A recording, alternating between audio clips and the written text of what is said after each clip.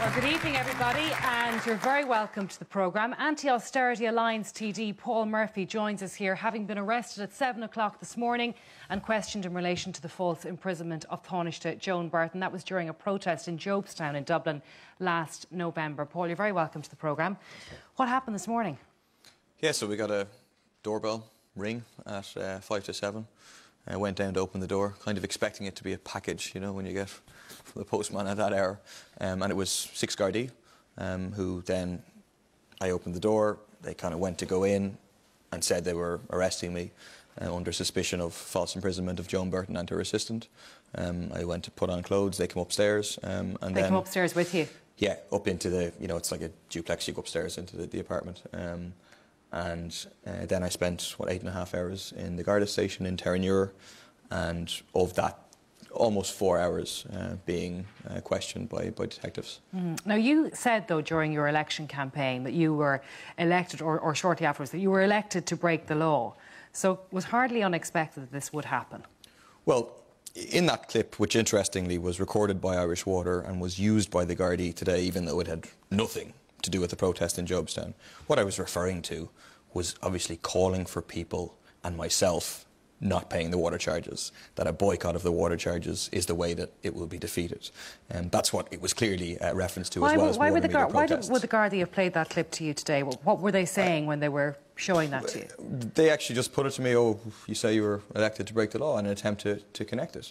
I mean, this is a very worrying development. It really is. That there's no question that this is political policing, right? You have a protest of hundreds of people. What are you saying, though? I mean, are you saying that somebody in government is saying to the guards, will you go and arrest Paul Murphy because we don't really like him, he's annoying us? I don't know who made the decision. I don't know if it was a decision at the top of the Gardaí or a decision in the government. But I'm convinced that it was a political decision. That's a very, I mean, that's a really serious allegation you're making. Look at the evidence, right? Hundreds of people protesting. 4 people were arrested, 4 members of political organisations, 3 of them members of the Anti-Austerity Alliance, none of them organisers of the protest, none of them accused of throwing water balloons or eggs or anything else. Yeah, but Paul, you know, Okay, can I just say to you, though, and that is a really serious allegation, but I looked at the footage again today when I knew you were coming in, and, like, you did falsely imprison the Taoiseach. You would not let her leave. I didn't. You were sitting in front of her car. She couldn't go anywhere for that period of time. I didn't falsely imprison the Taoiseach. The file is now with the DPP. Let them charge us. Let's have a trial by jury, and I guarantee you that we will be found not guilty. What's the difference between not allowing somebody leave an area and falsely imprisoning? What's happening, and that's why it's serious, is that there's an attempt to criminalise protest. Right? What happened in Jobstown, a sit-down protest and impeding the way of a minister, is something that has happened multiple times in this country over the last 10 years, 20 years. If you look at farmers, you look at trade unions, you look at any group in society that has protested, those sort of protests are legitimate. And I'd ask people, even people who don't agree with everything that happened in Jobstown on the day, really, do they want people, like, on trumped-up charges being investigated? And the waste of Garda resources, right? So you had 26 Gardaí this morning picking up 4 people, none of whom were serious criminals.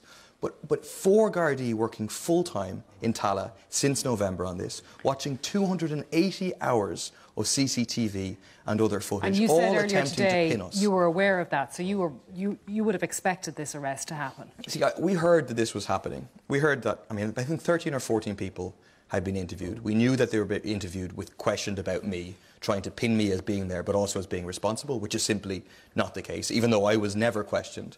And we knew that there was full-time resources working on it.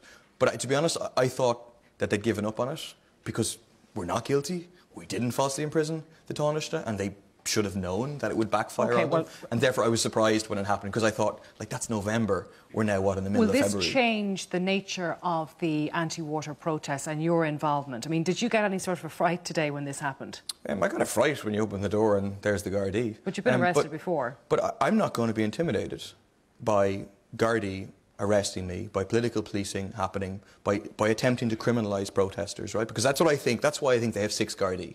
I mean, they could have made an arrangement, like an arrangement was made with Shawnee Fitzpatrick, an arrangement was made with other bankers. But they might have made expected an arrangement for me to be that arrested. OK, they might have made that arrangement, but they may have feared that a protest would happen if you were arriving by arrangement at a Garda station? The Gardaí didn't even contact me for questioning at any stage. The first I had any contact with the Gardaí is them on my doors, and I'm convinced that it's to criminalise the protesters in the eyes of the public, but also to criminalise ourselves. Look, we all deal with realpolitik here now, and if you're saying that that's what happened, well, if you look at this in from any sort of other angle at all, you'll see that all they have done, if you believe that, is actually increase the profile of your campaign. So it doesn't really ring true that this is, a political move, because I'm sure in a way you're probably pleased because you're getting loads of publicity out of this, and the protest, people will feel quite indignant about this if that's the case. I think what they've done may well have backfired, but they're capable of making mistakes.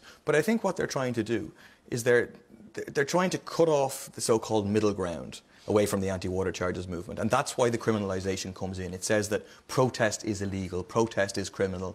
When the next major protest happens in March, for example, don't go on it. And in particular, it takes place a week after the registration deadline, which was a disaster for Irish Water, and a couple of months before the payment, which is in April. You're not going to change your involvement at all? You're going to stick with it? Not at all. Okay. And the way this is going to be beaten is massive non-payment in April, and that's the thing, above all, that they're scared of. Paul, you're going to stay with us tonight for the next part of the programme. Our poll tonight is asking, was austerity the right course of action for Ireland?